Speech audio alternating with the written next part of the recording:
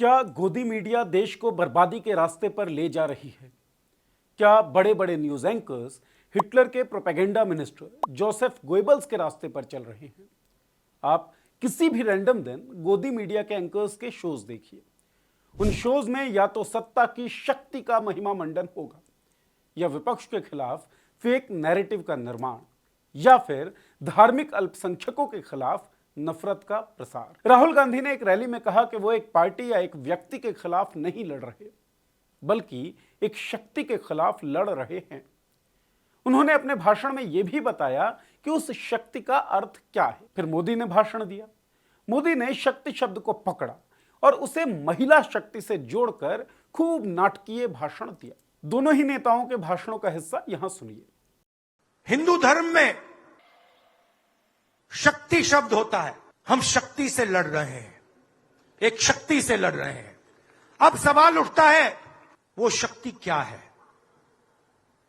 जैसे किसी ने यहां कहा राजा की आत्मा ईवीएम में है। सही है, सही है। राजा की आत्मा ईवीएम में है।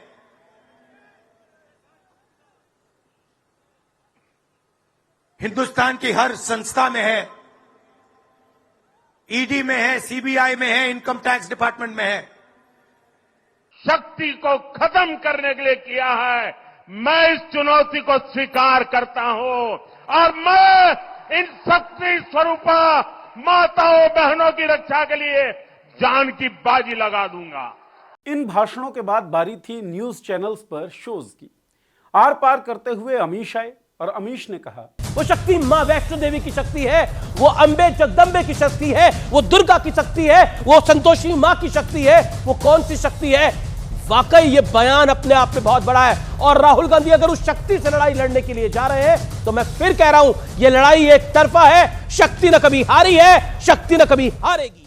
उसी चैनल पर अमन चोपड़ा ने देश नहीं झुकने देंगे में कहा, राहुल गांधी ने बीजेपी को एक बड़ा मुद्दा दे दिया जिसने 24 का एजेंडा सेट कर दिया। मोदी को 400 पार की शक्ति दे दी। और अपने चैनल पर फर्जी पाठशाला चलाने वाले सुशांत सिन्हा ने कहा, अरे बॉस खुद क्या कर रहे हैं वो तो देखिए। कोई सनातन को गाली दे रहा है, कोई शक्ति से लड़ने निकला है उस देश में जहां 100 करोड़ हिंदू हैं, और उसके बाद आप कहते हैं कि आप चुनाव क्यों आ रहे हैं। इन तीनों लोगों के शोज और इन्होंने जो बोला है उसे सुनने के बाद दो बातें गौर करने वाली है। इलेक्टोरल बॉन्ड से जुड़ी अदालती कार्यवाही इन चैनल्स को प्राइम टाइम लायक लगी नहीं। और नंबर 2, विपक्ष और सत्ता पक्ष के नेताओं के भाषण पर डिबेट करते हुए इनका ऑब्जेक्टिव था सत्ता पक्ष के नैरेटिव को सेट करना, फिर चाहे वो नैरेटिव झूठा ही क्यों ना हो। राहुल गांधी और मोदी के भाषणों को अप्रोच करने का गोदी मीडिया का यह तरीका जोसेफ गोएबल्स की याद दिलाता है। हिटलर के दौर में जर्मनी में एक मंत्रालय बना, प्रोपेगेंडा मंत्रालय।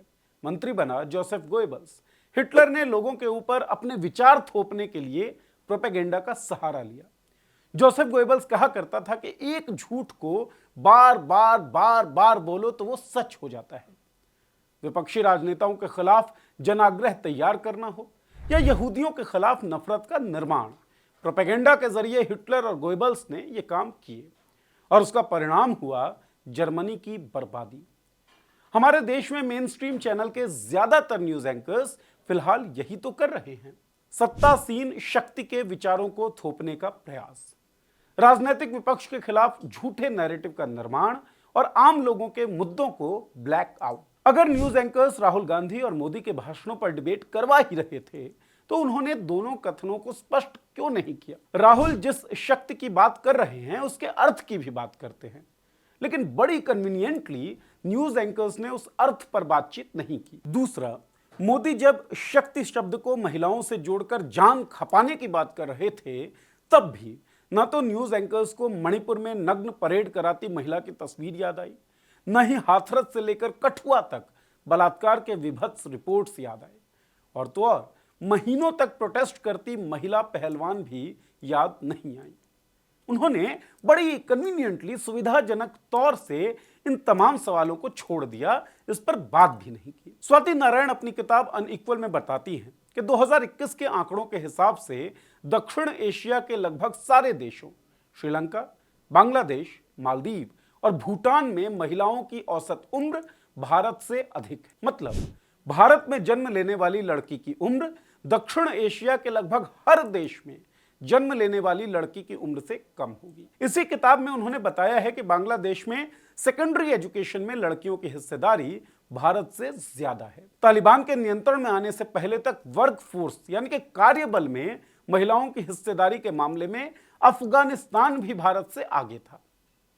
यह है इस देश में नारी शक्ति की हालत। लेकिन फिर भी प्रधानमंत्री नारी शक्ति को लेकर नाटकीय भाषण देते हैं और उनसे कोई सवाल जवाब नहीं होता, क्योंकि गोदी मीडिया का मूल मंत्र है न खाता न बही, जो मालिक कह दें वही सही।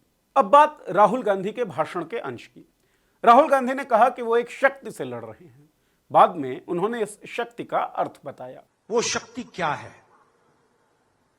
जैसे किसी ने यहां कहा राजा की आत्मा ईवीएम में है। सही है, सही है। राजा की आत्मा ईवीएम में है।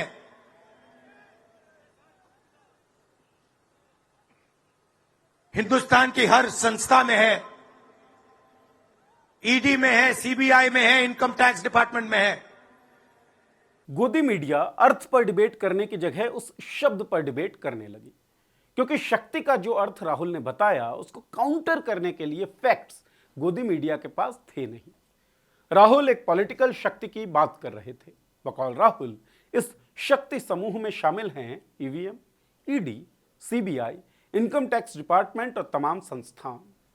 विपक्षी नेताओं और पत्रकारिता करने वाले मीडिया संस्थानों के खिलाफ इन संस्थानों का रवैया देखते हुए इस शक्ति समूह की कल्पना ने जन्म लिया और इलेक्टोरल बॉन्ड्स के डाटा के बाद शक्ति समूह की यह कल्पना हकीकत दिखने लगी है। लेकिन गोदी मीडिया को इस शक्ति के अर्थ से और सच से कोई लेना देना है नहीं, शायद इसलिए क्योंकि वो भी इस शक्ति समूह का हिस्सा है। नेटवर्क 18 में काम करने वाले वरिष्ठ पत्रकार दयाशंकर मिश्र, जिन्हें एक किताब राहुल गांधी सांप्रदायिकता, दुष्प्रचार, तानाशाही से ऐतिहासिक संघर्ष लिखने के कारण नौकरी गंवानी पड़ी, उन्होंने हमसे एक इंटरव्यू में कहा था कि नेटवर्क 18 तो सत्ता के साथ एक रस हो गया है। आपको छोड़े जाते हैं दयाशंकर मिश्र की उस बात के साथ। सुनिए और सोचिए कि न्यूज एंकर्स आपके साथ हैं या सत्ता के साथ।